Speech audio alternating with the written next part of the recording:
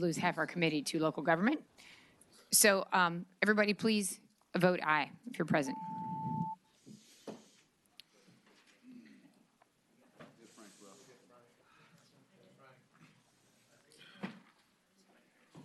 Madam Chair, you have a quorum.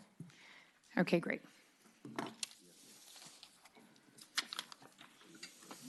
Okay, do we have a sign-up sheet? Okay. So I'm going to start with Senator Steph. Are you leaving now?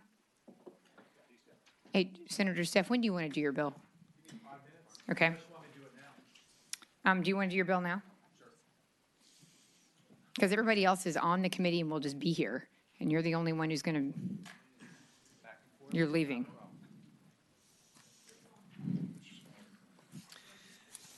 Madam Chair, members of the committee, we have before you Senate Bill 976. Thank you for having me.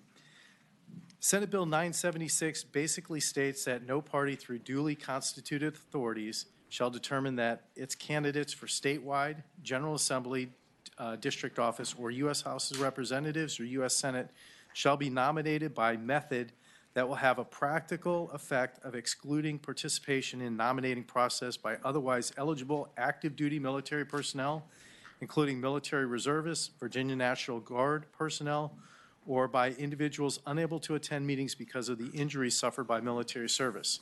And what's happened in the past is when we've had specific party-run nomination methods, like a firehouse primary, our military are unable to participate in this. So what this does is it allows our military who are unable to participate to either send in a absentee ballot or otherwise put a method out there that the deployed military or those who are in the military and unable to vote can actually cast a ballot. So we want to stop disenfranchising our military. And this isn't anything new. Absentee voting actually began during the Civil War back in 1864. So that's pretty much the bill, Madam Chairman. I'm open for questions, comments, or suggestions. Well, I want to compliment you because there has clearly been a theme on some bills before our committee, which is to address the issue of the members of our military who clearly feel, as they have come before this committee over the course of the session, to speak to the fact that they have issues and clearly feel as if they have been disenfranchised. So thank you for bringing the bill. Is there any member of the committee who has a question to the patron? Senator Eben. Yes, Senator, I think the bill is important and the goal is laudatory, but I did have some practical questions. One of which is, just as a practical example, Governor McDonnell had called a special election in the 47th district of Arlington a few summers ago, and there was only about 5 days that the party had to choose its nominee. And in that circumstance, a caucus was held. But in that circumstance, how would you make it accessible to the military if there was such a short time? Madam Chair, Senator Eben, if I may. That's the exact reason we have electronic voting for deployed military. So in an instance like that, electronic voting with deployed military, our military members would have been able to receive an absentee ballot, cast that absentee ballot, and had it back in time. I see. So there go, their vote would have counted. Madam Chair, another question. Senator Eben. So as I understood it, the only legislation on electronic balloting for members of the military is a pilot program that was referred from here to finance. So without that pilot program, even if there was a pilot program, that would only be available in a locality where there's a pilot program, if I follow correctly. Correct, but in that specific instance you brought up in Northern Virginia, what they would have to do is allow militaries the opportunity to vote absentee. And Madam Chairman, if I Senator Eben. So in that circumstance, the governor was allowed by law, not that I agree with it, to hold a special election where the nominees, the parties only had 5 days to have their nominees. So you're suggesting even for, and the law doesn't provide for a primary for special elections, so you would require that there be a absentee process where members of the military could get their ballots back in 5 days? Madam Chair, Senator Eben, it would be 5 days, or the way the law would be written, the way this would be implemented, the governor would have to give it more than 5 days for that to happen. So he would have to allow the opportunity for the deployed military members, and I believe it's 2 weeks or 30 days where they do the mailing for military.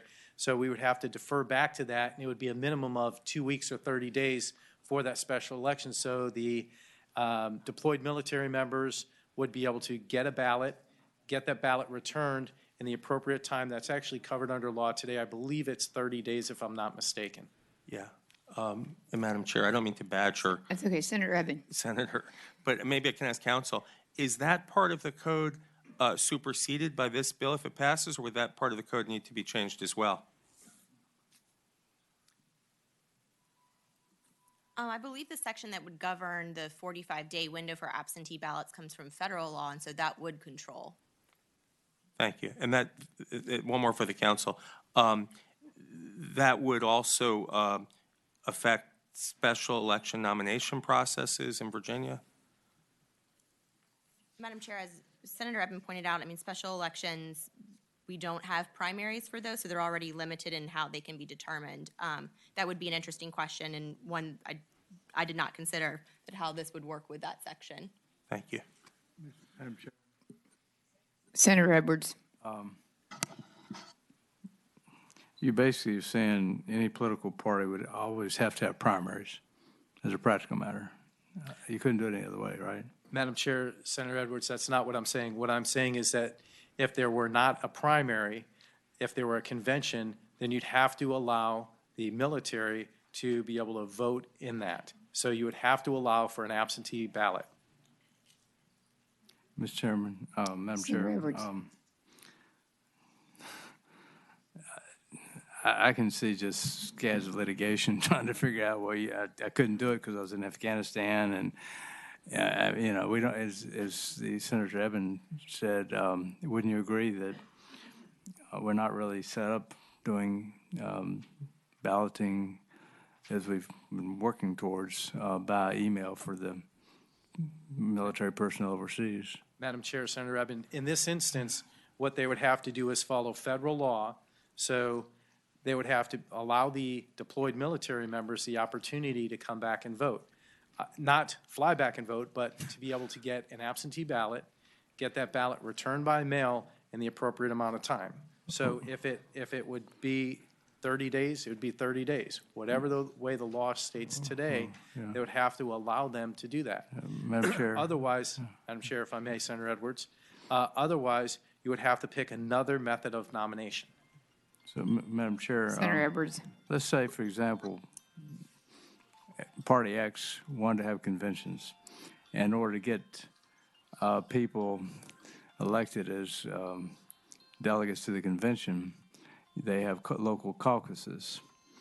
And that means every local caucus where people just show up. How would you make sure that our Afghanistan military personnel may be in a position not to fly home right away or even call right away? How would you make sure they could participate in a local caucus for the party to elect delegates to the statewide convention or congressional district convention for that matter? Madam Chair, Senator Edwards, if I may, this is specifically identified candidates for statewide, General Assembly district offices, the U.S. House of Representatives, or U.S. Senate committee. This would not have to do with somebody like State Central. It wouldn't be a State Central member. This would specifically be for those offices. That's what I understand. Well, let's walk it through. Say, for the House of Representatives, Party X said we're going to have a convention. To have a convention, you first have a caucus at the local level to elect delegates to the convention. So each locality would have to figure out how in the world are you going to figure out a way to have military personnel overseas participate in a local party caucus, which anybody can show up at. And Madam Chair, Senator Edwards, I would actually answer to you that there are specific instances, firehouse primaries, local caucuses, that would not be allowed if we pass this bill. This bill would say you would have to change it to a method that the military, deployed military personnel would be able to vote in. So it would have to be a different form. You wouldn't be able to do a firehouse primary if they couldn't participate. You wouldn't be able to do an election in 5 days if they wouldn't be able to participate. You wouldn't be able to do a special election if they gave 2 days to do it. You wouldn't be able to do a special election if they gave 7 days to do it. You would have to follow the rules. You'd have to follow the laws. You'd have to give them the opportunity to vote. You would not continue to disenfranchise our deployed military. You wouldn't continue to disenfranchise our military personnel the way we have for the last 15, 20 years. All right, thank you. Senator Eben. Scenario. So in terms of disenfranchisement, and it's not my goal to disenfranchise the military, and I think that your goal is a good one. And in the future, as we get internet voting more and more, it will be more solvable. But say that there's a 46-day General Assembly session, and right now the law says for a general election, you have to have 45 days. I think it says you have to have 45 days. Maybe it's 30. I think it's 45 for the parties to get their nominees to the Board of Elections for the ballots to be printed and so forth, 30 or 45. But what would you do? Say I get hit by a bus the day before the General Assembly starts or whatever, resign. Does that mean the General Assembly district would go unrepresented for the whole session in order to, follow through on this? Madam Chair, Senator Evans, let me actually lay out the scenario a little bit more clear so there's no misunderstanding whatsoever. Let's say that today we have less than 30 days left in the General Assembly session. Let's say that for some reason one of our members of the Senate were unable to return or continue to hold office, for whatever that reason may be. Today, if this bill were enacted, you would have to put it out to a military member. You'd have to put it out to absentee ballot for that military member. So that office would go until that election happened. If it were 30 days, if it were 45 days, but the rest of the session, there would not be a representative from where that representative was. Just in a similar instance, if there are certain instances where the governor may decide to delay an election, where the governor sets it, the governor may decide that he doesn't want to fill it within a week or 3 days or 5 days or 45 days.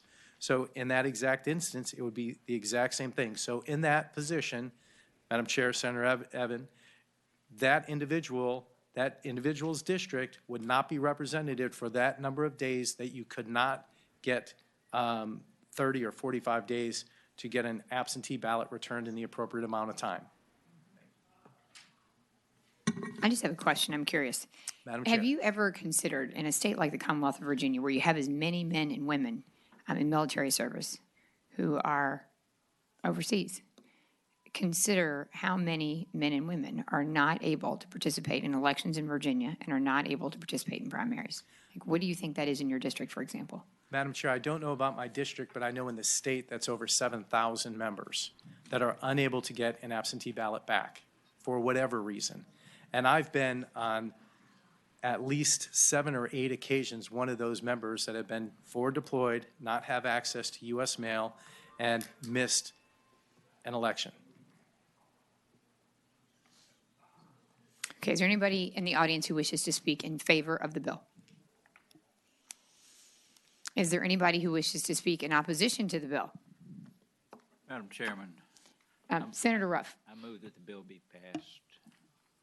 Okay, the motion is to report the bill. Is there a second? Second. Okay, the motion's been made and properly seconded to report Senate Bill 976. All in favor, please vote aye.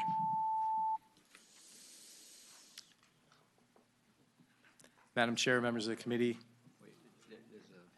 thank you very much. There we go. Getting there. Thank you very much. Ayes 8, nays 6. Okay, Have great. a wonderful day. Okay, great. Thank you.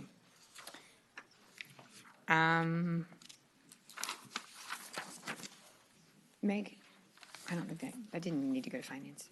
Evan's asking. No, I didn't get a letter.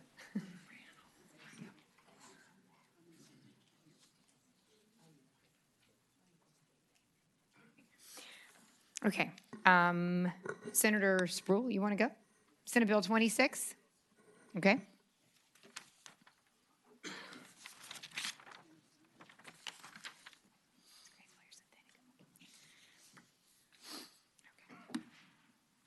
while we're on the subject of nominations, Bless your heart. Madam Chairman and members of the committee, good afternoon. This Bill 26 arises from in Hampton Roads, when a person, they will have a primary, doesn't matter which party, they will cause them to have a primary.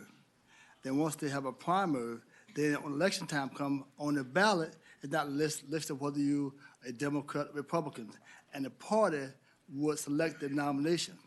So you are saying a person who's the incumbent, and he's the incumbent, he run as a Republican or Democrat, and they win.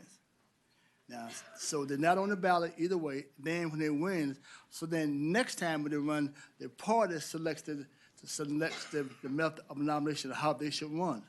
So what this is saying, as constitutional officers, should have the same privilege as those of us in the House and the Senate, that once they run for whichever party that they run in, when they win, that they should pick their own method of nomination. Getting back to that point, then, now we had this thing on January 19th, where federal court struck down the subsection B 24.2, 502. But I understand that there was a stay put on that that's saying that allowed them not to do that. And it's done that, Madam Chair, because if that's the case, then if the party would choose the method of nomination, I won't be here today because I'm not a fan of Chesapeake Democratic Party. Now I am, because we got a new committee as of last month. As the last month committee, if I wouldn't depend on the Chesapeake Democratic Party to nominate me, I wouldn't be here today. I got a big family, so I can outvote them anyway. But the key is this. So here, I've been up here 24 years, and if the party had to decide, and not me, if the party had to decide, knowing that I'm not a favorite of the Democratic Committee, the last Democratic Committee was not their favorite, then they would pick the method that they feel that could beat me. That's not fair. So what we're saying here is that if you allow me to run in the primary, then if I run in the primary, then I should pick the nomination. They have not, don't have no primary, let everybody be on the ballot together. So they're forcing us to do that, and this comes from the sheriff of Norfolk and the common fraternity in Chesapeake. They have to run, pick their own party. And then once they win, then they get on the ballot. It doesn't say whether they are D or R. So we are saying, don't let the party do it. If you're incumbent, and whether you're a Democrat or Republican, you choose which one you want. And now we can do that while there's a stay, I believe. Someone got to stay on the judge's decision. So right now, we can do that, because if you don't, even when we run next year, based on what the judge want to do, then we can't pick our own nomination. So until that decision is made, don't know how long it will be, I'm asking that the constitutional officer who are incumbent pick their method. okay, is there any member of the committee who has a question to the patron? Is there any member of the audience who wishes to speak in favor of the bill? Is there any member of the audience who wishes to speak in opposition to the bill? Madam Chairman, I move that the bill be reported. Okay, there's Senator Edwards, did you say something? Oh, that was a second? Okay. So the motion's been made and properly seconded to report Senate Bill 26. All in favor, please vote aye.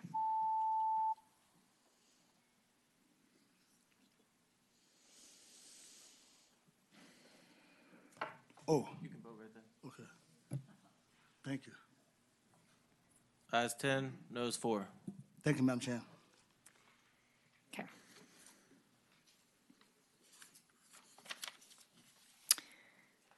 Senator Cosgrove is not here.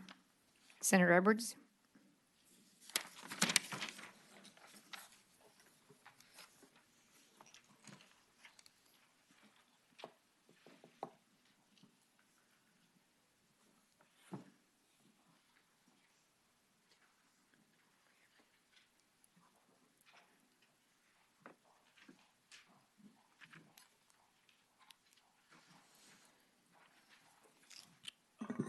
Madam Chair, Senate Bill 825 has a substitute. I'd like to Okay. present. Senator Ruff and Senator Chafin seconds the substitute. All in favor of adopting the substitute, please say aye. Aye. Okay, the substitute's properly before us. And there's also a line amendment after the substitute is presented. Has everybody got a substitute? No. Oh. Okay.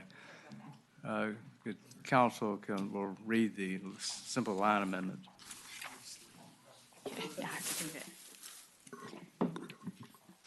On line 32 of the substitute, the sentence that begins "he shall," we're going to strike "he shall serve in both capacities" and insert "in both capacities as a member of the board and as the head of the Department of Elections, the commissioner shall serve." So the sentence will read, "In both capacities as a member of the board and as the head of the Department of Elections, the commissioner shall serve at the pleasure of the governor for a 4-year term." Off the substitute and the line amendments. Okay. Okay, the substitute is in front of us. Let's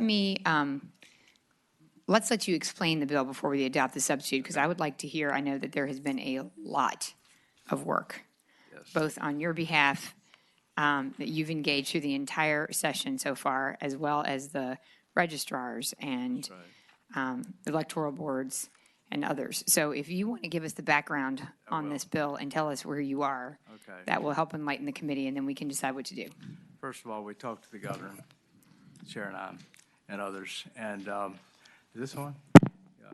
I've also tried to consult with the stakeholders as best I can.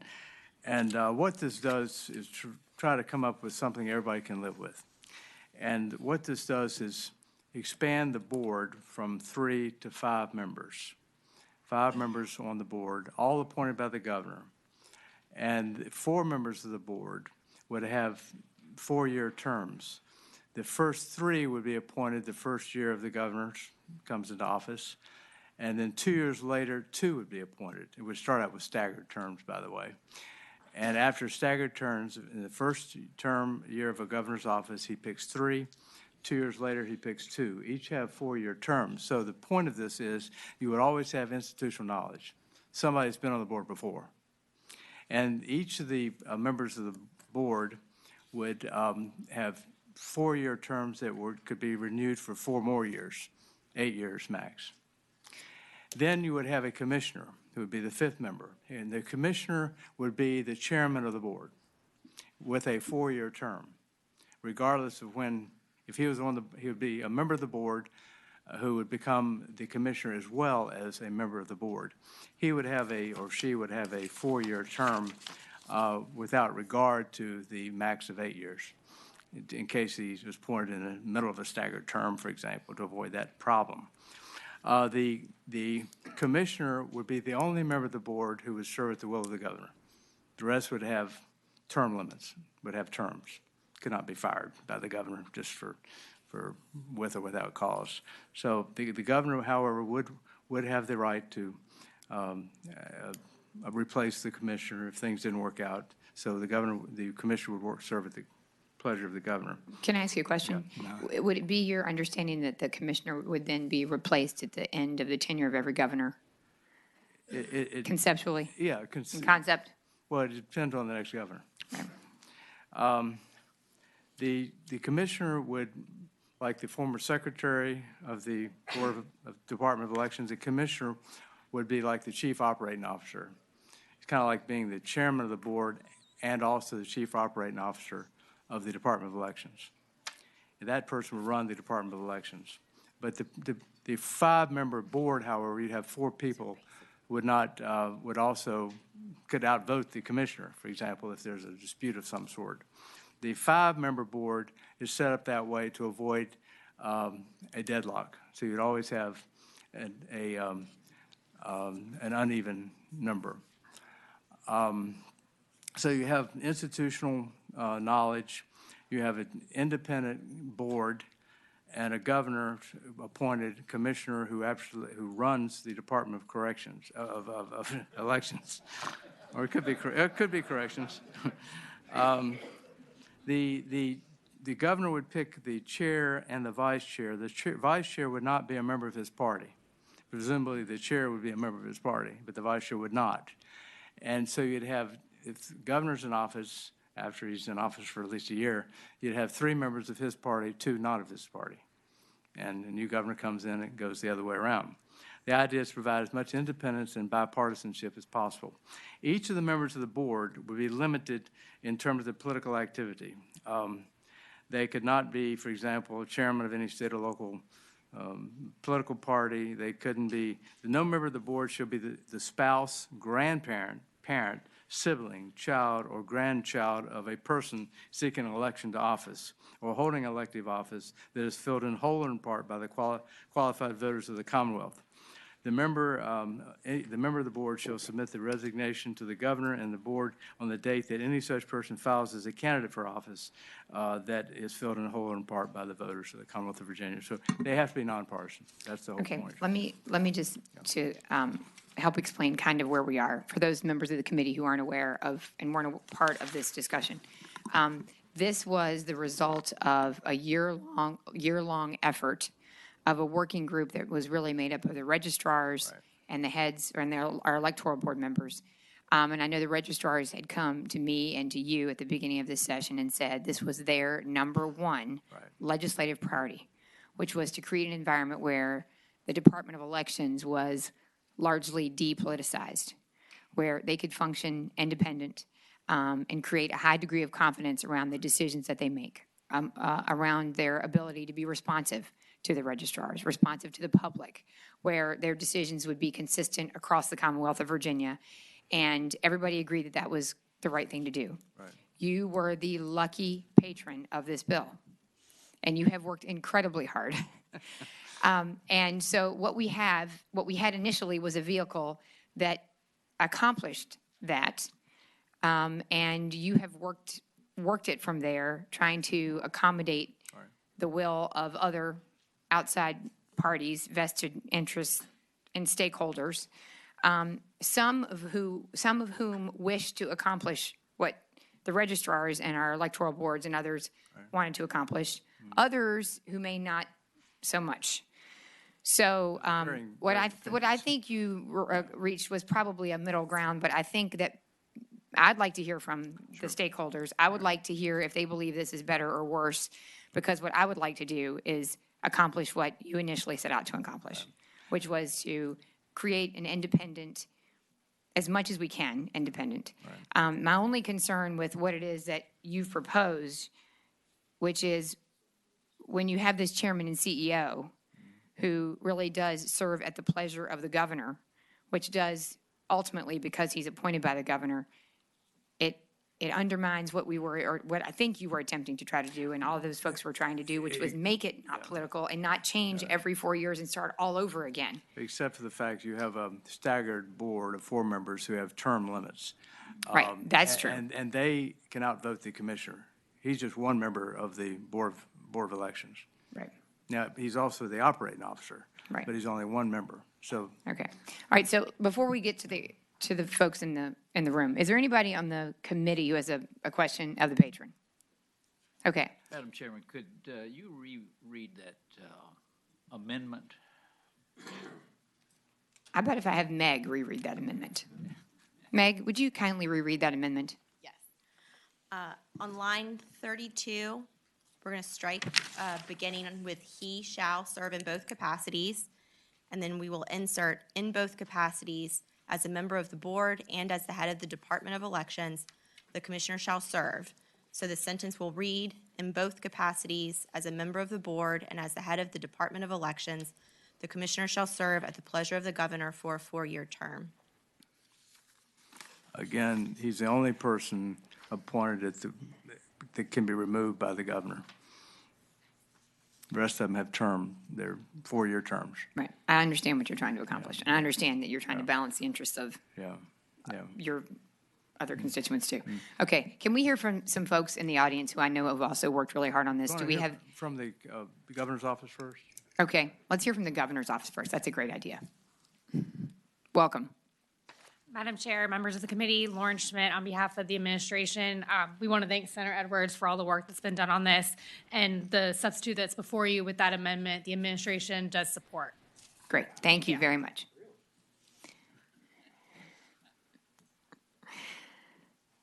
Okay,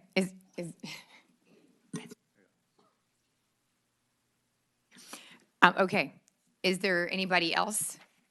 Hint, hint. Registrars, is there anybody else who wishes to speak, or head of the Electoral Board Association? Anybody else who has been working on this collaboratively and with such vigor and effort? Madam Chair, I Who could help appreciate it. Senator Edwards? Thank you very much. Robin Lind, speaking on behalf of the GREB work group that you referenced earlier.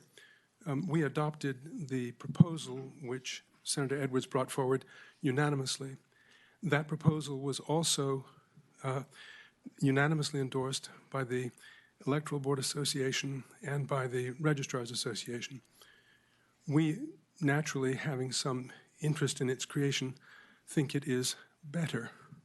However, we understand how sausage is made, and there are other people that think theirs is better.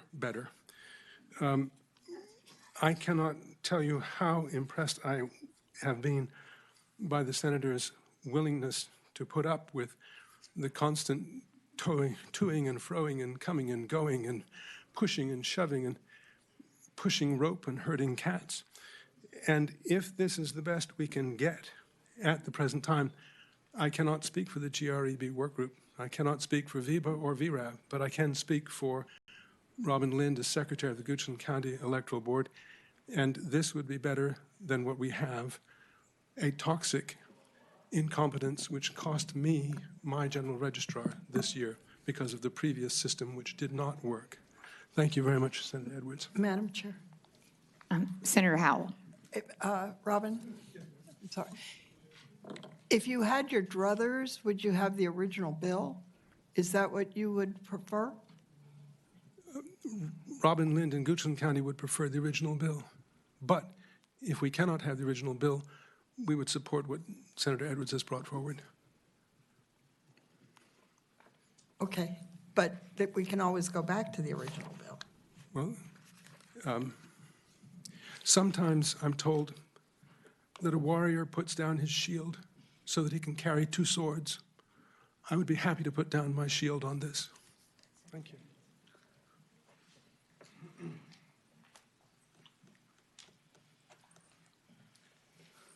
I'm Barbara Tabb. I'm Secretary of the Prince George Electoral Board, and I too want to thank Senator Edwards for all the work that's gone into this. He's been very, very patient with us and trying to work through us. However, I cannot support the bill in its present form. The amendment to me seems to make our situation more difficult, not less difficult. The chairman of the CEO analogy, I think, is very clear, and those of us that have experienced the last few years with the Department of Elections, I think could all tell you stories about how this would have been even more catastrophic than what we've experienced. So I'm very opposed to this amendment. I'm Charlie Judd. I'm here as the former chairman of the State Board of Elections immediately previous to this one. We were a three-member board. You heard me say this last week to a degree.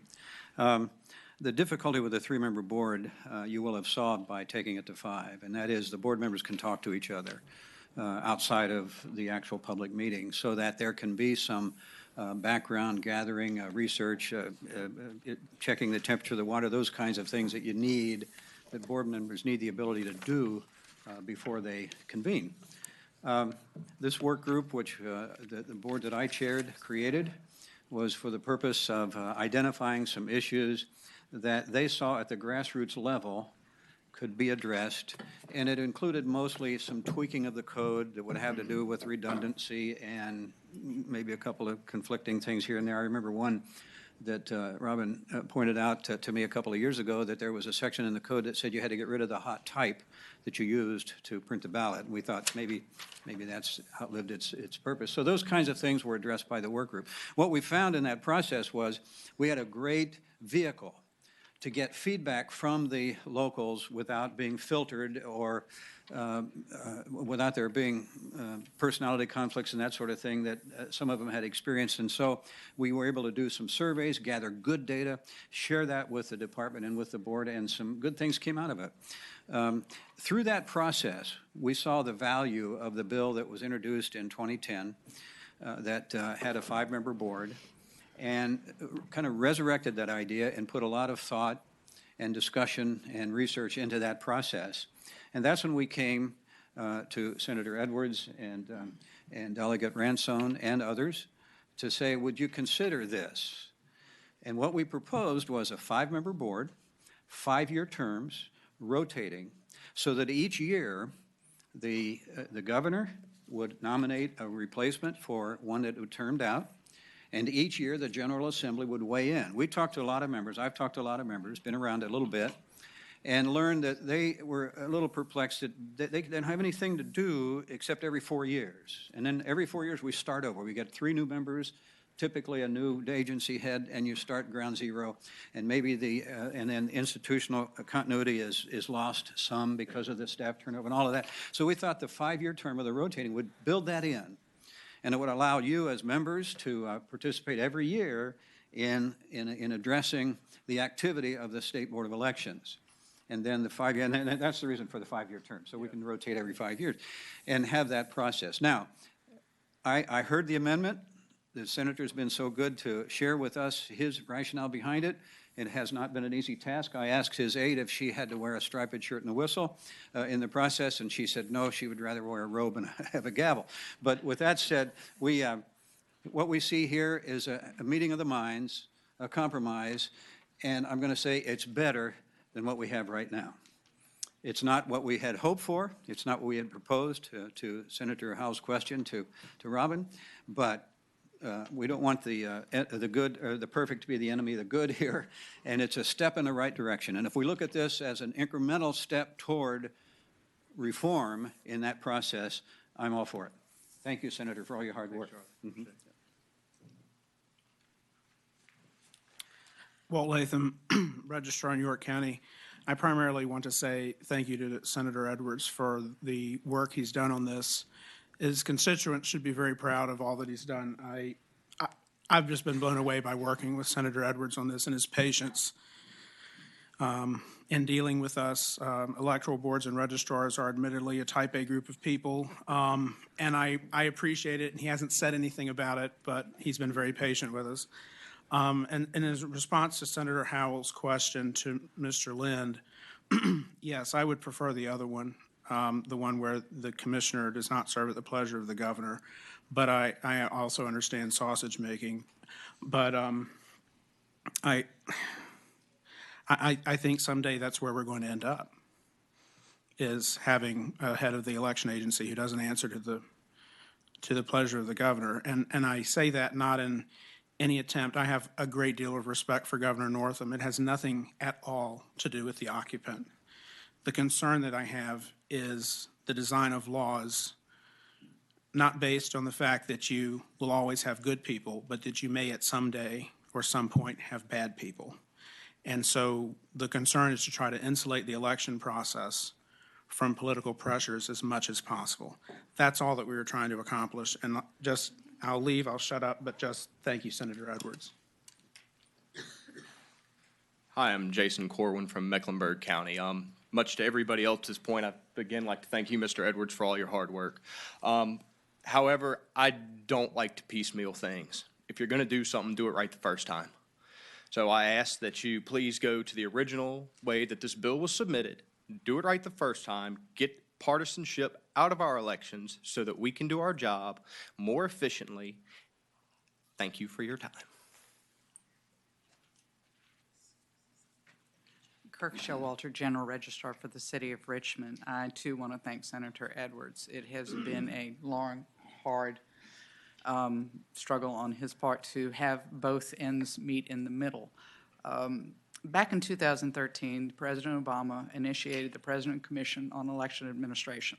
It was a bipartisan group that went around the country and looked at recommendations as to improve elections. One of the strongest recommendations and findings that that report came forth with was the necessity to professionalize elections administration. The intent of this bill, the original version of the bill, was to do just that. And for that reason, with all due respect for his trying to make the two ends meet in the middle, I really prefer the original version because that's the direction in which it went. Thank you. Madam Chair, members of the committee, my name is Brian Horn. I'm from Henrico County. I believe the last time we met on this, the board was in favor of the original bill, 825. And I think we need to think about that in terms of the amount of work that was done, and I do appreciate the work that Senator Edwards has put into it. I grew up in his district growing up, and I fully appreciate the amount of work that he went into to try to make these ends meet. I'll be brief. I've heard the word vehicle used twice, and I think that's an apt analogy.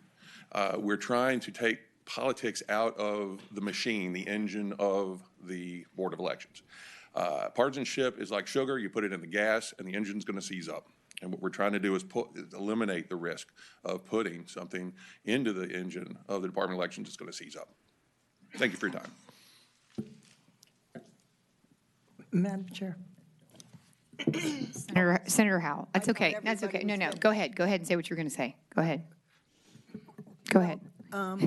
I wanted to make sure that we have not yet adopted the substitute. We have not yet adopted the substitute. That is true. So the original bill is before us. The original bill is before us. We have not yet adopted the substitute. So I would like to move reporting the original bill. Okay, so the motion's been made and properly seconded to report the bill in its original form. Senator, first I would just like to say, Senator Edwards, do you feel appreciated? Because I do not recall in all of my time on the Privileges and Elections Committee, both as a member or the chair, that anybody has had so many people express appreciation. I do appreciate So I hope that. you feel appreciated. I do Okay. appreciate that. Now, yes, Senator Spruill. Yes, Senator Edwards, Senator Spruill has a question for you. I can't hear. In your opinion, do you favor the substitute or what you have, the original bill? I'll be candid with you. The substitute, if you don't like the substitute, we're not going to have a bill. The governor is not at the least interested in the original bill, and it's going to be vetoed or whatever, and I've been asked to strike the original bill if we don't get a substitute. We need a vehicle to go forward. The House has passed the original thing. If we can get something, maybe in conference, we can work something out. I don't know. Madam Chair? But I'll be very candid with you. Thank you. Madam Chair, based on that, I'm hearing that all those who got up and spoke, everyone who got up and spoke was appointed by somebody because you were a Democrat or Republican. Every last one of y'all. So you say Henrico County, to me, that's Republican to me, okay? You, sir, were appointed because you were a Republican. So you get up and say you don't like it. I'm not calling no names. You don't like it? Well, I understand that because you were appointed by a Republican. Sure, you don't like it because a Democrat had a substitute bill that we think that will go forward, and you say you don't like the original because you're a Republican. So everybody got up and spoke because you're a Republican or Democrat, and we weren't trying to get a nonpartisan bill, which I favor, nonpartisan, but you have a bunch of Republicans get up, or Democrats, doesn't matter which party, get up and say what you don't like it. You forgot how you got that. That's when y'all got there because a Democrat or Republican put you there. So you get up and saying about nonpartisan and you speak, how do you get there? So I'm not going to support that. I would just like to say, if I may, for the members of the committee, the original bill was introduced by Senator Edwards, who is a Democrat. So it was a Democrat's bill. And that includes him too. Right. And this was a collaborative effort that was undertaken over the course of a year that I just want to be 100% clear for everybody who's here, was a bipartisan effort and an effort to make the Department of Elections run well. And I really want everybody on the committee to understand, and I respect the senator's comments, but just so everybody's really clear that this was an effort undertaken, again, with Senator Edwards bearing the brunt of this all through this session to try to make this work. And so I just wanted, again, to express my deep appreciation for all the folks who have been part of this negotiation process to try to create something that works. And I understand that Senator Edwards is in a bind because he needs a vehicle that can survive. And that was really the question that was posed to you, which is what's going to survive. Madam Chairman. Madam Chair. I'm hoping. Yes, Senator Howell. You have the, I just want, there's a motion before us, but Senator Howell. I'm hoping you will adopt the substitute, get it out, get it to the floor. That would be a vehicle. If that doesn't happen, I've been asked to strike the bill, okay? The original bill by the governor. Madam Chair, I was going to point out before Senator Edwards' statement that we're at the beginning of the process, the very beginning of the process. I think we should put forward what we think and what everybody else seems to think is the best approach to this problem. If the governor doesn't like it, he has lots of alternatives. He can send us amendments, he can veto it, he can do lots of things. But I think our responsibility is to do what we think is best to have a non-political election system. Madam Chair. Senator Edmund? Well, actually, Senator Dance was ahead of me. mine waiting to speak. I am so sorry. Senator Dance, I was not looking. I am not accustomed to looking at my screen. Will you forgive me? Senator Dance. Thank you. And then Senator Cosgrove. I apologize. Senator Dance. I'll offer up a substitute motion, and that the substitute, that we vote on the substitute motion. The substitution, the one that the patron says he thinks he has the best shot of getting through. That's Okay, what I well, the do. primary motion was by Senator Howell, and that was properly seconded. There is now a substitute motion. Can I please call on Senator Cosgrove? Yes, Madam Chairman. Senator Edwards, I can't tell you how much I appreciate all the work. Okay, hopefully the Love Fest is over. I will tell you that basically Senator Edwards has made it very clear that if we go with the original bill, that he's going to strike the vehicle, period. You know, he's worked hard with this. He feels that it should be the substitute bill, and I think that's probably the way to go on this, so I would support that. I'll second. Senator Edmund. I want to make sure I got my who's on first. So the other body, which we shouldn't talk about, has passed something that resembles the original or the substitute or neither? The original. The original bill is coming over from the House, I Okay. assume. So No, let me just, can I call on Meg? The original bill is not coming from the House. It's been amended, so it's not. Meg, you want to explain what's coming from the House? We adopted a substitute, and that's what's reported out of the House, and it creates a 6-member board with 3 members of the governor's party and 3 of the opposite party, with And the 4 orig- 6-year. Thank you. And just to follow on. Madam Yes, Senator Chair. Eben. So the substitute that you support and that's now before us has the 5-member? 5 members. So I would just point out in the process, if we support Senator Edwards' alternative, which I will vote for, that it's not the end of the process. Not only will the governor have it, but it would go to a conference committee that Senator Edwards and whoever the chair appoints would have a role in, and perhaps a product that everyone could live with. Right. So for that reason, I'm going to support this motion, your motion, right? Okay, so we have a substitute motion that's been made and properly seconded, which is to adopt the substitute.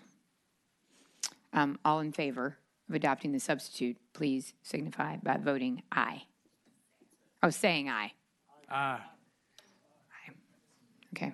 No?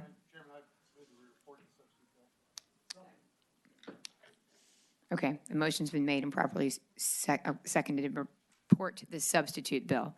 Please vote aye.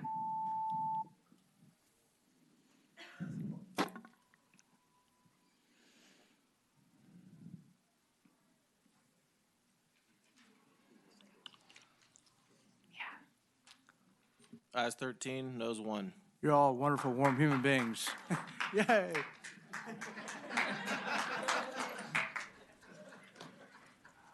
It's alive. It's alive.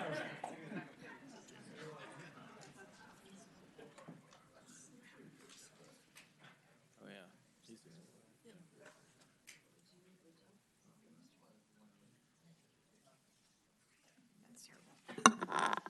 yeah. Okay.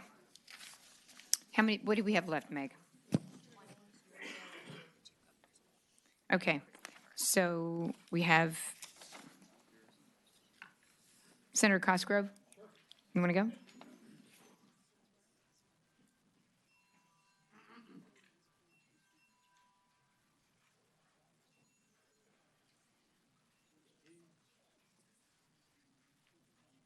Madam Chairman, Madam Chairman, members of the committee, I have Senate Bill 820. This bill is not new. It's been carried many times, both in the House and the Senate. This bill would basically require party affiliation when one registers to vote.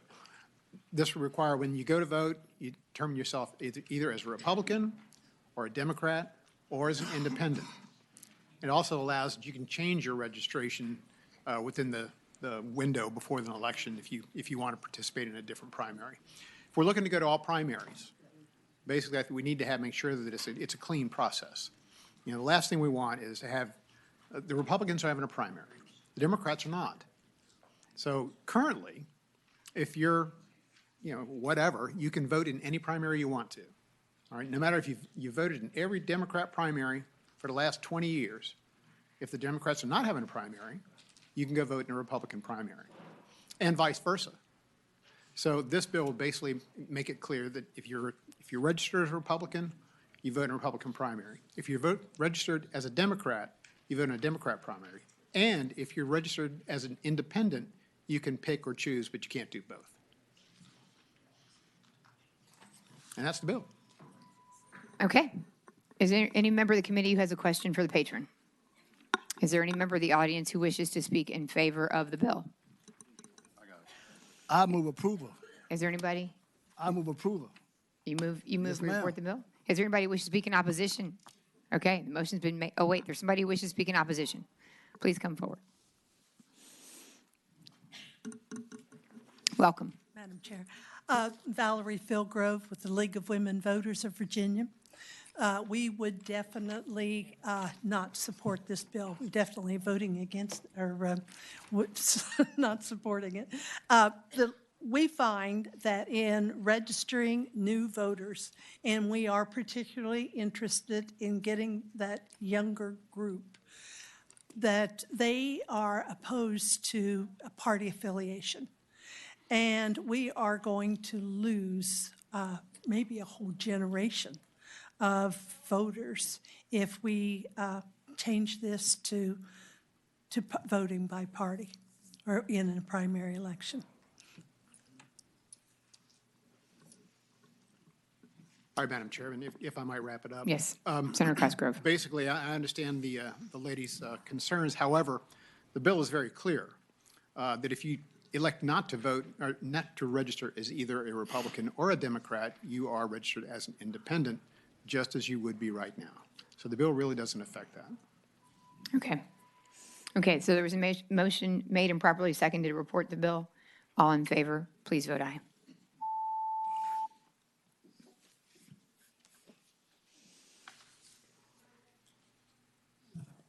Ayes 8, noes 6. Okay, Thank you, Madam bill Chair. reports. Appreciate it. Thank you. Okay, the last three are mine. Is that right?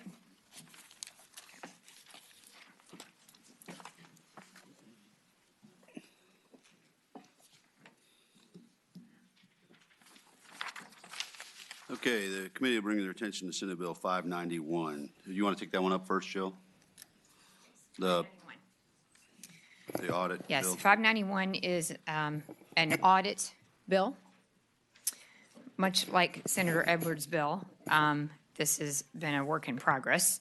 And I have a substitute that I believe is a meeting of the minds on this. Move the substitute, Mr. Chairman. This bill came to me kind of. It's been moved and seconded. Do we accept the substitute? All those in favor say aye. Aye.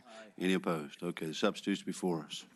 So what you have in front of you is a risk limiting audit, and I was approached it kind of late in last year with a request that we consider this in the Commonwealth of Virginia.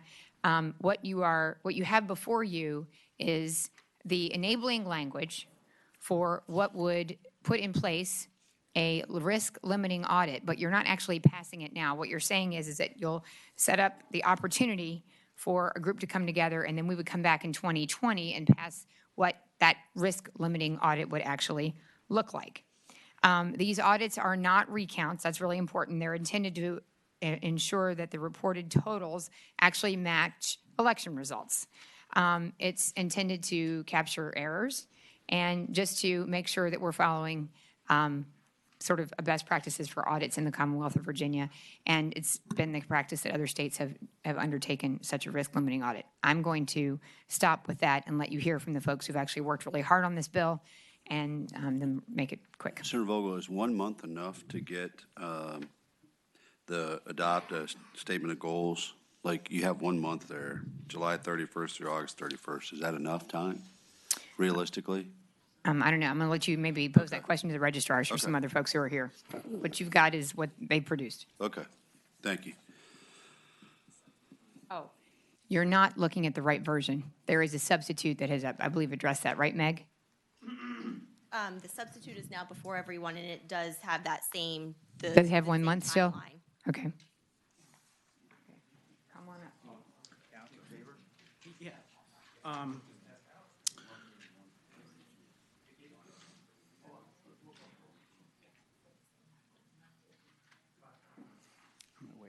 Welcome, sir. Go ahead. Good afternoon. Walt Latham, I'm president of the Registrars Association.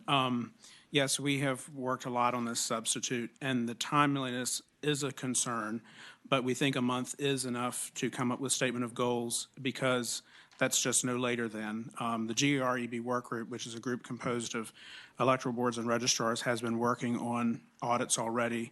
I think that, between us and consultations with the, mathematical and scientific experts, I think we can come up with a statement of goals pretty early, and we'll probably be talking about that even before. I mean, we're already probably thinking about it in our brains now, to be honest. So I think that'll be enough time. And some of the other times were moved, like the original had it, I think, due December 1, 2018. That was moved to, I think, January 7th, 2019, because those of us on the work group who are busy with the November 2018 election might be otherwise indisposed, and so that would give us a little additional time. Okay. Is there somebody here from the State Board of Elections that can speak to how quickly they can put a work group together? Yes, sir, Mr. Chairman. Clara Wheeler, Vice Chair of the State Board of Elections. I was part of the group that went through the amendment on this bill, and we think we can put this together because it says not before. It doesn't preclude the State Board from working the minute you pass the bill, if you chose to do so, and the governor signed it, from working to put a work group together at that point. Okay. Because you'll see that the bill lists the criteria by which we choose those members. Right. So, yes, sir. Okay. Thank you, Dr. Wheeler. Step on up, sir. Good afternoon, Mr. Chair. I'm Alex Blakemore with Virginia Verified Voting. I'd like to thank Senator Vogel for introducing the bill. We were original people who requested it. If you'd like, give me a moment. I'd like to motivate the reason for this just slightly, and then I know your day's busy. Sure, go ahead, Alex. Go ahead. Thank you. So in 2005, Bill Bowling got 0 votes in Hanover Grove Precinct in the Republican primary, which was kind of surprising considering that was his home turf. And what it was a voting machine error. Luckily, it was not enough to change the outcome, but whatever was wrong with that machine was not caught prior to the election. In 2009, there was a voting machine in a Braddock supervisor race in Fairfax County that reported double the number of people that voted on the machine in the total number of votes. It's obviously wrong. In both those cases, they were able to find a way to resolve the election. I can give you examples from other states where the machines were misprogrammed, miscalibrated, something went wrong that wasn't caught in all the pre-election testing that we. So basically, in Virginia today, we put a lot of faith in our pre-election testing, and that's good. We should, but we don't have very good safeguards that if something goes wrong that gets through the testing, that it will be detected or remedied. We basically assume it's either a very small error and will lead to a recount, or such a large error that we have to tear the machines apart or something. So what several states have done, over 22 states the last I checked, have some sort of audits, and they've done it well in some states and poorly in others. In Hawaii, for example, they had a 10% audit after every election. An audit is a sampled recount that you check to see in hopes of detecting if there is a machine error. So those type of audits tend to be expensive and take time, and we have tight deadlines in Virginia. And so and then there are newer, more modern forms of audits that are much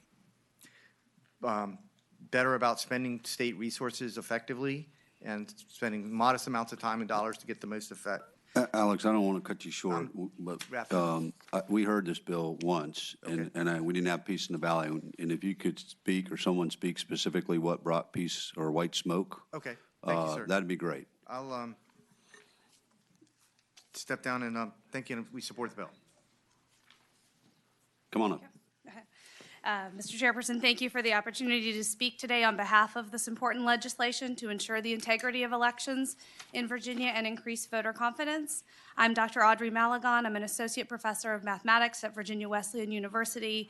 I'm here today with Verified Voting to offer my perspective as a mathematician on post-election audits, and I've been in discussions and been working with election officials and other experts in this area.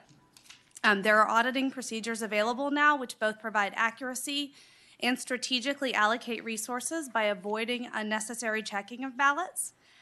Simply put, there are methods that are backed by mathematics to give assurance that the reported outcome of an election is in fact correct by just manually checking a small random sample of ballots instead of necessarily having contested recounts. Risk-limiting audits, as an example, can catch errors caused by a variety of factors, including machine error or voter error. In many elections, they require very little checking to verify that the outcome reported by the vote tabulation system is in fact correct. If there ever were errors that led to an incorrect outcome being reported, these audits have a very high chance of revealing this and leading to the correct outcome.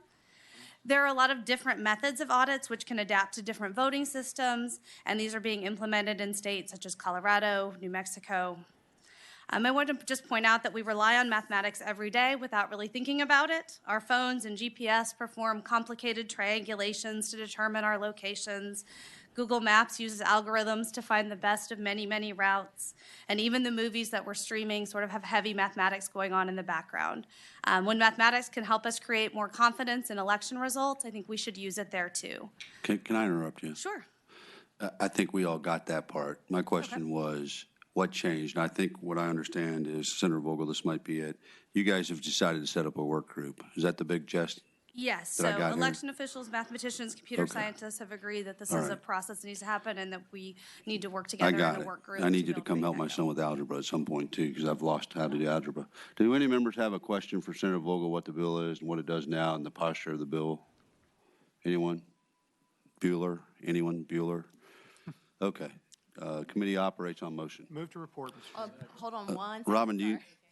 There are two small changes that were requested to be made to the substitute that we need to move and then adopt the sub. before we Okay, move the attorney is going to brief those. Meg, do you have those? Yes. Okay. On line 127, we're striking after Commonwealth, if any. And then on line 142, after computer science, we're striking voting equipment vendors. These are,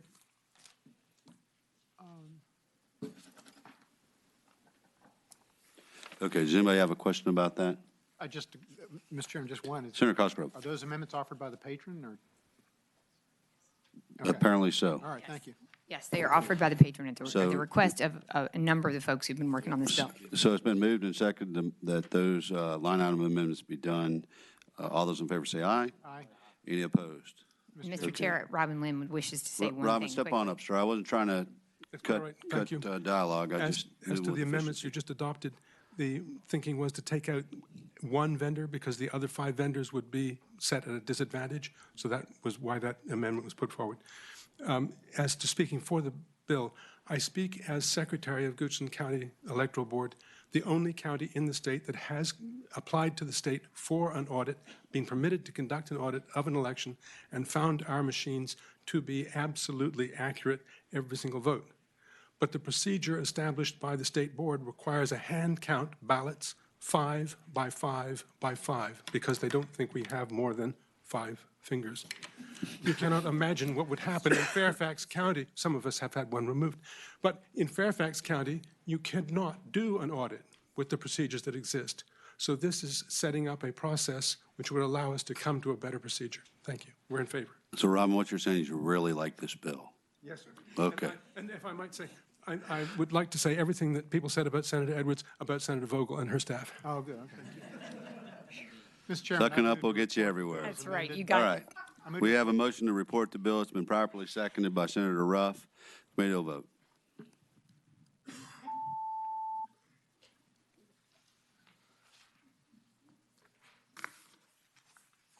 Ayes 12, noes 2.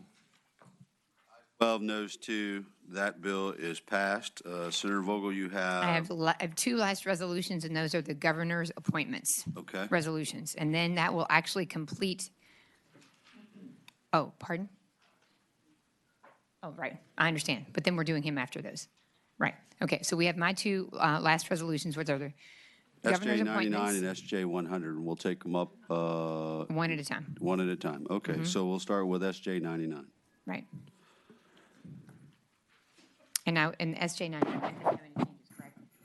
No. Okay, so SJ 99 is before you exactly as it was sent over by the governor, and I would just move that the committee report the governor's appointments as presented to you. So Senator Vogel makes the motion, Senator Howe seconds that motion. All those in favor? Oh, wait, we're premature. That's fine. I'm sorry, I Strike the wanted board. to ask a question. Yes. Because it's been our tradition that as long as paperwork was introduced properly, and we typically review it, then the governor's recommendations go forward. So regardless of who the Right. governor is. Right. So I just want to make sure the paperwork was introduced. Yes, and we requested it, and it was sent over. May we have all the paperwork? We received all the paperwork, resumes, and statements of economic interest for all appointees. Super. Yes, ma'am. That suffice, Senator Howe? Yes, thank you. Okay, so we're going to take your motion. It's been properly seconded by Senator Howe, motion by Senator Vogel to approve SJ 99. All those in favor, vote aye.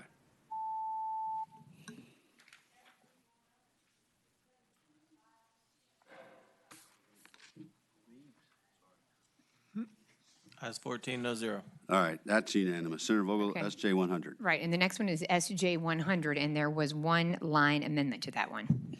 Okay, Maggie, you want to talk about the line amendment real quick? Tell us what it is on that one. It is to remove Susan Reed Swicker from the chair of the Compensation Board, so we're striking lines 69 and 70. Okay, so that's to strike two lines off of SJ 100. So it's been moved, and Mr. Chairman, I have a move and a second. Senator Howe. did she introduce her paperwork? Yes, ma'am, she did introduce her paperwork. Is there any reason why her name is being removed? There were objections raised, and so in order not to hold up, as we have had in the past, we've had the appointments on the floor, and as the patron, I have carried them, and we have had the issue of the risk of all of the appointments being held up.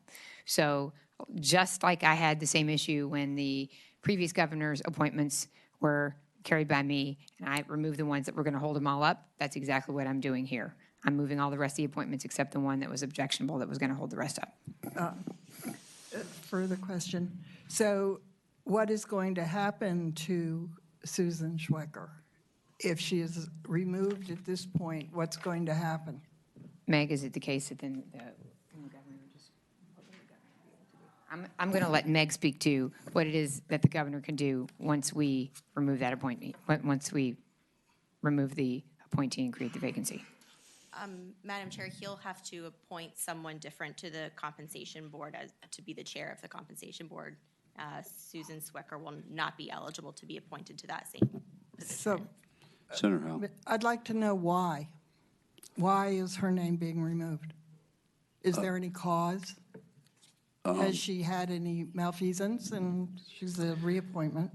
Senator Howe, I would just tell you there have been some members that have approached both Senator Vogel and myself that have real heartburn with her. Now, I don't know what heartburn means, but trying to get a consensus to keep her there would probably hold up the whole bill. So rather than do that, I'd love to sit and Mr. Chairman? So deliberate. if I may, okay, I'll just offer a little bit of background. It is always the case that in the past, when I carried the governor's appointments on the, well in advance of advancing those appointments, if I knew that there was an issue, I always tried to let people in the committee know or let the governor's office know. This was something that I was made aware of this morning, or just actually right very close to when the P&E committee met, so I didn't have an opportunity to do that. But my major concern is I want to move the governor's appointments, and I offer great deference, as I did to Governor McAuliffe with his appointees. There were a number of issues that were raised, and I wanted to move those and not hold up the appointees over any one objection. And I know I had discussed with members of this committee that same issue before, and it's the same issue that we have with the appointees that are before us. Mr. Chairman, Senator Sproul. let me tell you what your heartburn is. Your heartburn is because she's the Democrat, she's chairman of the party. That's the heartburn. Just say it. You know, my point being, you know, I'm. Senator Sproul, let me just Just- respond to you as just an said- individual. That's not my heartburn, Okay, but but it my- could my be some of the heartburn of some of my colleagues. What I I'm saying, don't know. But just to remove someone just to keep them holding up the process, so that's not right. It should be a reason. She jumped over the rainbow, did something wrong. She had to do something wrong, but not really saying what she did wrong. And everybody up here know that she's traveling the state party. So that's the real reason in my mind. So if that's not the reason, then say what the reason is. Anything wrong with that? Mr. Chairman. Say that she found a vital stab or something. Say it. Senator Cosgrove. Mr. Chairman, I guess it's parliamentary inquiry. Basically, if the line is stricken, those two lines are stricken in this bill, an amendment can be offered on the floor of the Senate to replace it. Is that correct? It depends on what you mean by replace. If you wanted to add back Put it Susan back in. Swecker, yes, you could, but you could Okay. not make a different appointment. Right. Oh, exactly. That was the Okay. point I was making. If there's an amendment on the Senate floor Chair. to put those lines back in, so be it. Thank you, Senator Cosgrove. Senator Dance, and then Senator Evan. I know that when we were doing the appointments, judgeship appointments, there was a judge left off the list. And from the floor, that judge was voted on individually, and that appointment still passed. Do we still have that option for this candidate, that we can offer up an amendment on the floor for this person, and that person would still be, or that name would still be able to go forward? But if we voted on this and not cover her at the same time as an offer up an amendment on the floor, then the governor would have to appoint someone else. Is that so? Help me with that. Okay. Meg, can you answer that? If I understand Senator Dance's question, if you all report this resolution as is with Ms. Swecker in the resolution, then you can address the issue with an amendment, taking her out. If you take her out now, then you would have to offer the amendment to put her back in on the floor. So excuse me, Mr. President, Mr. Chair, for clarification then, we could leave her in and let the full body decide whether or not someone wants to take her out? Because it seems that the good people around this table are in favor of her, of the governor's nominees going on, but you have some other colleagues that have a different opinion. So they would have to speak now, forever hold their peace when the full body address this, right? So either, why should we deal with this? Why not let it be decided there at that point? Well, Senator Dance, I have a motion, and it's been seconded, that those two lines be removed. So that's the motion we have right now. But Senator Evan, if you want to. Yeah, just to briefly speak to the motion, and I want to thank the chair for her concern about moving it forward, which I share.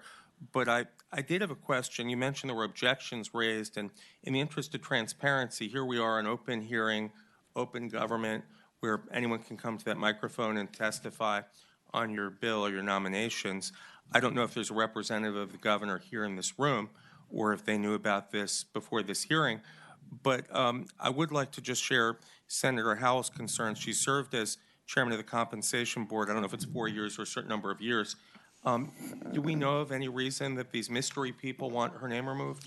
So I was not aware of it until today. And again, as the patron of the resolution, my number one goal is to move the resolution. It is not my desire to be in a position where I was once before on the Senate floor carrying a resolution by day after day after day. My goal is to move the resolution and not have one or two appointments prevent a resolution from being actually reported out and going to the House.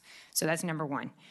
Number two, it was brought to my attention today, and I was made aware of the fact that there have been issues raised, and it was I was not aware of the fact that actually it was related to her position as a party chairperson, but that in fact, because of the partisan position and presiding over the compensation board, which is a person who presides over the compensation of other people who do have partisan positions, that there were issues raised. That's all I was aware of, all I was made aware of. But certainly I know that there were legitimate reasons raised that other people believed were legitimate enough that it was going to prevent them from casting that vote. So again, as an advocate of my resolution that I have in front of you, I needed to make the amendment so that the resolution could go forward because I didn't believe we would have the votes. So there you have it. Hold on 1 second. You can have that follow-up, but let me get to Senator Chafin because he's next in the queue. Thank you, Mr. Chairman. You know, I'm going to offer some comments that pertain directly to the motion that's pending before you. But you know, when I look at this, I think about the Republican Party has a chairman too, and we wouldn't be submitting their name. We wouldn't be submitting John Whitback to be sitting on that board either. It just doesn't seem like the appropriate thing to do. I know that Ms. Swecker, when she was first placed on the compensation board, she was not the chairperson of the Democrat Party of Virginia. She became that later, and that's clearly why this is an issue. And that board, as I understand the compensation board, it determines the compensation of our constitutional officers all across Virginia. That's what it does, okay? So we have complaints all the time. I have complaints. I don't know if the rest of the members do, but I have complaints from constitutional officers about their compensation and about why they can't get additional employees or why they can't get additional people approved. I have those things that are brought to me, and I'm not suggesting that it is by any way politically motivated. I'm just talking about the appearance of things and that this should be a non-political position. So the motion is pending, and I call the pending question. Okay. So the pending question is to, okay, Senator Abbott. I believe, no. Mr. Chairman, point of parliament. Lines in. Mr. Chairman, you And can't. you had recognized me before. Hold on, Adam. Hold on. Meg, what can I'm a little off my parliamentary procedure. All right, so we've got to vote on the pending question. Parliamentary inquiry. Is it appropriate when someone, can you speak before you move the pending question? Is that the normal course of Robert's rules or whatever we follow?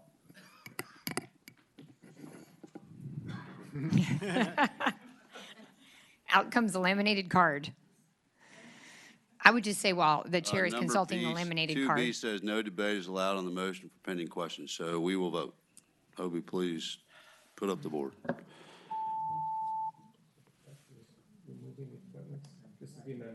This is the amendment. This is the pending question. Move the pending question. Move the pending question. Then the amendment. I still want vote no on pending question. Ayes 8, no 6. Okay. Mr. Chairman, Senator Cosgrove. I moved the amended bill. As that's before us. Okay. So the committee will vote on that. Didn't we adopt the amendment already? Have we not adopted the amendment? All right. So the motion before us is to strike those two lines, striking that individual, so we can get the whole bill done. So the committee will vote. All those in favor say aye. Aye. Those opposed? No. Okay, so we got to vote it.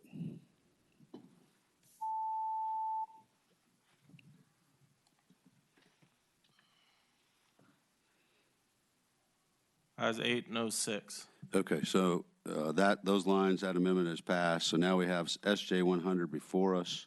Mr. Chairman, I moved the amended bill. Okay, so we have been moved and seconded by Senator Ruff. SJ 100 passed with that amendment. All those in favor vote aye.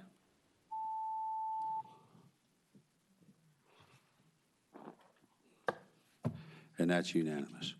So to my colleagues to my right, which seems weird to say, I think you'll have to come with a floor amendment, and we'll have to have more discussion on it. But thank you, Senator Vogel, for bringing that, and I think that completes our business. No? Thank you, Mr. Chair. We wanted to hear What do we from have? Chris Piper for just a moment. Oh, Chris Piper. Okay, super.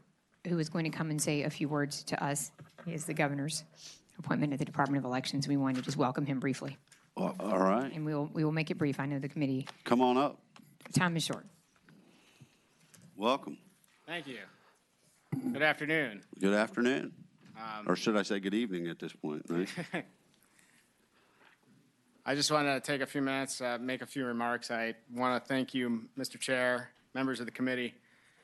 Thank you for the opportunity to address you today. As a Virginian since I was 6 months old, standing before the oldest continuing legislative body in the Western Hemisphere as the nominee for appointment as Commissioner of the Department of Elections is perhaps the greatest honor of my life. My career in Virginia elections began as the manager of the Campaign Finance Division at the State Board of Elections. When I began, the Sunlight Foundation had recently given Virginia a D grade and ranked us 22nd in the nation for campaign finance systems. I immediately began looking for efficiencies, improved our customer service, increased the percentage of electronic filers to near 100%, and strengthened our enforcement. Filers learned that the department was reviewing reports and penalizing committees for failing to file their reports on time. I collaborated with the legislature, as well as committee representatives and local election officials, to find other improvements. 1 year after I began, the division was recognized as making the biggest jump in state rankings, moving from 22nd to 7th, and turned our D grade to a B+. The following year, we moved up to 5th in the nation. But there was still more work to do. Hearing from legislators, registrars, and filers, it was determined that the law contained many conflicting issues and clauses and ambiguous language, along with sections which needed to be clarified due to recent Virginia Supreme Court decisions. I worked with the legislature to convene an agency study committee, which included members of the House and Senate Privileges and Elections Committee, filers, and other campaign finance experts. Within 1 year, we had reorganized the entire act, recodifying and establishing a cleaner act into law in 2006. I spent several years as a political compliance consultant for an international law firm before returning to the department, this time overseeing election day management, campaign finance, voter registration, and customer service. During this tenure, I worked on the implementation of the online campaign finance filing application, which won a governor's award, as well as implementing many efficiencies within the office to ensure faster processing of petitions, election results, and election certifications. It was also during this time that I oversaw the work of conducting the 2013 statewide recount. As Executive Director of the Ethics Council, I oversaw the implementation of the electronic filing system for submitting lobbying reports and the Statement of Economic Interests, as well as establishing the council in its infancy. For the past 2 years, I've had the pleasure of working with Senator Ruff, serving as Deputy Director of the Tobacco Commission, where I oversaw the implementation of a new website, as well as developing a stronger workforce development program for the rural areas of southern and southwest Virginia. But through it all, my passion has remained in elections. The work that is done by the department, day in and day out, forms the bedrock of our system of government. Working every day to ensure that every vote counts is by far the greatest work I have ever done. My pledge to you and to the Commonwealth as a whole is to work together with all parties to ensure we find the best path forward. I refuse to make decisions in a vacuum. Each and every one of our decisions are far too important to be made by the few. The entire community must work together in order to do what's right for our voters and for the Commonwealth. I am proud that I received the support of the registrars, President of the Registrar and Electoral Board Associations prior to my nomination. In their support, they cited my record of fairness and responsiveness in my previous stints at the department. I've already met or have meetings scheduled with many of our partners, including the Department of Motor Vehicles and the Attorney General's Office. I'm looking forward to forming strong bonds with these partners as we seek to ensure the sanctity of the vote for every Virginian. I believe that communication matters. My main priority is to improve the way the department communicates, both internally and externally. It starts with answering the phone, responding to emails, and following up when you say you will follow up. It means improving training for the department staff and for the elections community as a whole. The law and policies surrounding elections change quickly, and we need to keep pace with these changes. It is my belief that you can never teach too much, we can never stop learning, we can never stop innovating, and we can never stop trying to get better. In closing, I pledge to work with each of you and the legislature as a whole to return your calls, to provide quick and accurate answers to your questions, and to find the best way ahead for the elections in the Commonwealth. And with that, I'm happy to take any questions that you may have. Madam Chairman? Thank you. Yes. I had a chance to meet the young man, and I asked him my first question, where you from? He said from North Virginia to the other Virginia. I said, you just barely passed the test. I like it. What really got me to like him, I asked him what his favorite football team. He said the Redskins. So that caught my vote right there. I thought I told you that in confidence. I apologize. So that was able to correct the fact that everybody else up there you think is really strange. So now he's He's back in your good graces. Well, I for one would just love to say that I have loved working with you in the past, and I am very happy to have you back. I appreciate And that. Ben, Senator Chafin, I mean. Thank you, Madam Chair. I know the new commissioner, and I would like to congratulate him on his appointment, and I'd also like to offer praise to the governor for his selection of Commissioner Piper. I serve on the Tobacco Commission, and Commissioner Piper was deputy director at the Tobacco Commission, and he offered up some very good work. He performed a very high level, a very high and professional level. His work was very high, in my opinion, and he worked hard and long hours, accepted all the tasks that were given to him, and I think probably this is going to be a very good pick. Senator Cosgrove. Thank you, Madam Chairman. I just want to say as well that Ms. Piper's done great work in the past, and we all have a lot of confidence in you. But we do have one burning question. Yes, Do sir. you love Senator Edwards, too? You know, I have a great amount of respect for Senator Edwards, but That's enough. I really didn't want to know. I do want to say my new priority is after I finish my tenure, if I can be as appreciated as Senator Edwards. I'm not sure it that's will be possible. it's not. But I can tell you, Senator Edwards could have used your help, as other patrons, myself included, could have used your help today. Madam Chair? But, Oh, I'm yes, sorry. Senator Eben. No, go ahead. I No. apologize. Oh, anybody else? Senator Eben. Okay. Congratulations. I do have one important question, which is, other than Chairman Vogel, who's the most important Virginian ever to serve on this committee? Do you know? Don't answer that. Yeah, don't. I'll tell you if you don't know.